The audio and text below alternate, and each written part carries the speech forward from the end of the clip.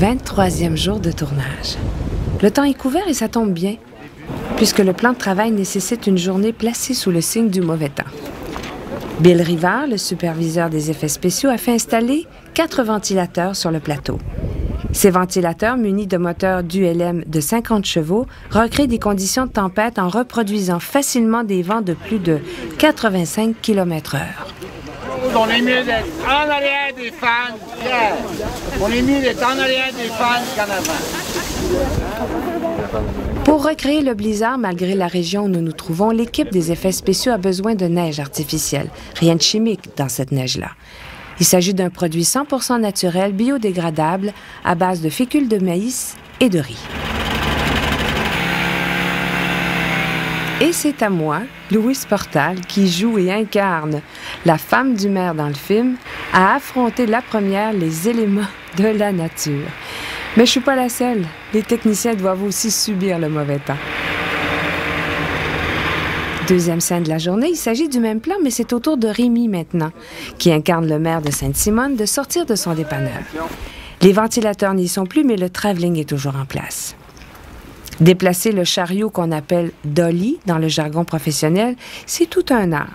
C'est la responsabilité des machinistes. Il faut à tout prix éviter les à-coups qui seraient immanquablement ressentis par la caméra. La nuit tombe et Pierre Richard vient d'arriver sur le plateau pour tourner une scène de nuit. Dans cette séquence, les ventilateurs sont de retour. Cette scène est particulièrement difficile à jouer pour Pierre. Outre le vent, la neige et d'encombrantes raquettes, l'acteur de 74 ans doit transporter sur ses épaules Michel Dolbec, interprété par Rémi. Pour assister le comédien dans cette tâche insolite, une grue et un câble d'acier soutiennent Rémi. Le câble qu'on peut apercevoir sera ensuite effacé en post-production. Les comédiens sont tombés, mais il n'y a rien de mal. Bon, on a frôlé la catastrophe. Les comédiens viennent de chuter, mais heureusement, l'incident est sans conséquence pour les 2 comédiens. Un premier rôle qui se blesse sur un tournage et c'est toute la production d'un film qui est menacée. Bah, en tout cas, t'as vu les efforts, là. On enlève les raquettes, on prend un petit break. Un petit break, c'est fini, oui. Ben, un petit break, pour vous, là, je parle. Un petit break. Bon, ça a été, c'était bien. C'était bien? Ah, c'est bon. Mais à la fin, je me suis effondré. Plus ça faisait plus. C'est beau, les comédiens ont terminé, on passe avec les doubleurs. Par là. 24e jour de tournage. Très tôt ce matin, les techniciens au décor installent l'igloo. Une fois déchargés du camion, les différentes parties sont acheminées à l'aide de motoneiges dans la clairière où se dresse déjà fièrement l'Inukshuk. Notre igloo n'a pas besoin d'être présenté. Abri traditionnel inuit en forme de dôme qui sert à se protéger du vent et du froid pendant les périodes de chasse. Mais ce qu'on sait moins en revanche, c'est que sa protection permet de passer d'une température de moins 40 degrés à moins 5 degrés grâce aux excellentes propriétés isolantes de la neige. C'est bon.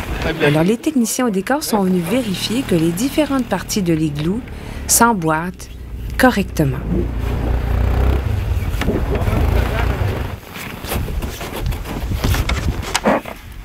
À Sainte-Rose-du-Nord, pour certains, c'est l'heure de la pause et la cantinière Linda Girard veille à ce que l'équipe ne manque de rien.